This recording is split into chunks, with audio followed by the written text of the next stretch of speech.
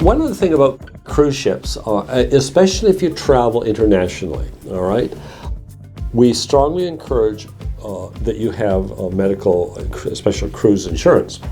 But there's a lot of things that if you're not in the cruise business as a cruise physician or a cruise nurse, you won't be aware of, all right? And the classic example is traveling in the Caribbean, all right? And you'll be, say, going to this island, this island, this island, a different island every day kind of thing. What you will not know, all right, is that depending on how sick you are, how sick and bad your illness is, all right, the cruise ship doctor and the staff know which island has good medical care. It may be that the island you're on, the medical care in the ship is better than on the island kind of thing, especially when you have to go to the ICU or something like that.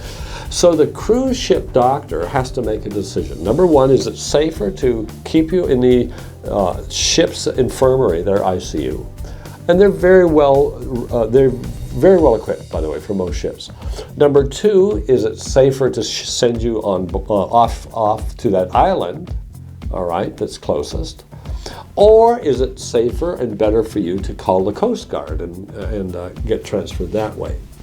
But those are decisions that whenever you're traveling internationally, the doctor will make. So it may not make sense to you, his decision, all right? But usually those decisions are built in a lot of experience, all right, on what the expertise levels are in the country you're in to handle this thing. And you don't want to, you want to trust those ships' nurses and doctors, all right? It may not make sense to you, but there's a reason why. And they're not going to come out and say, well, the medical care is crappy in this island, They're not going to come out and say that exactly, but you want to trust them. When they're in trouble, they know what's going to be best for you, all right? The other thing that's important to do is, a lot of people don't realize it, but there are quite a few people that go on cruises to die, all right? That's shocking, all right, to the average person. All right, we don't recommend that, by the way, all right, but a lot of people go on cruises. Actually, they think it's a nice way to die on a cruise ship kind of thing. So sometimes you will see emergencies and things like that will happen, all right. You want to keep it in the back of your mind. That doesn't mean to say that the doctors are bad, the cruise ship is bad, but that there are just patients that intentionally do this kind of thing, all right. We recommend you having fun, all right?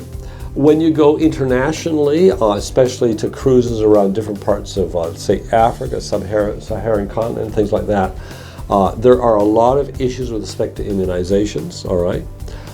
That gets another area of malaria prophylaxis, which we won't talk about in this video. But we recommend that early, if you're in our Kern County where we are, and you go early to look after these things for your doctor.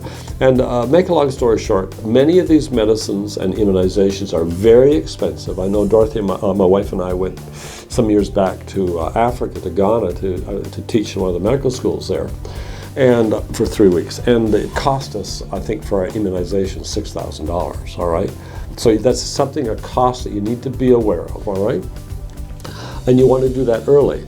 Most doctors' offices will not be able to, will not stock them, and they have to be ordered, and they're very expensive. And the cheapest way is to go down in Kern County in Bakersfield, go down to the medical department on the KMC campus, and they stock most of these, and they're very knowledgeable about when and how to use them and that kind of stuff, better than most of us physicians. So I encourage you to, if you need to get those things, go early to them. Have happy cruising, lots of fun, take lots of pictures, don't eat too much food, stay away from a lot of the salt things, and don't drink too much. A lot of people get in trouble with that, all right? Have fun.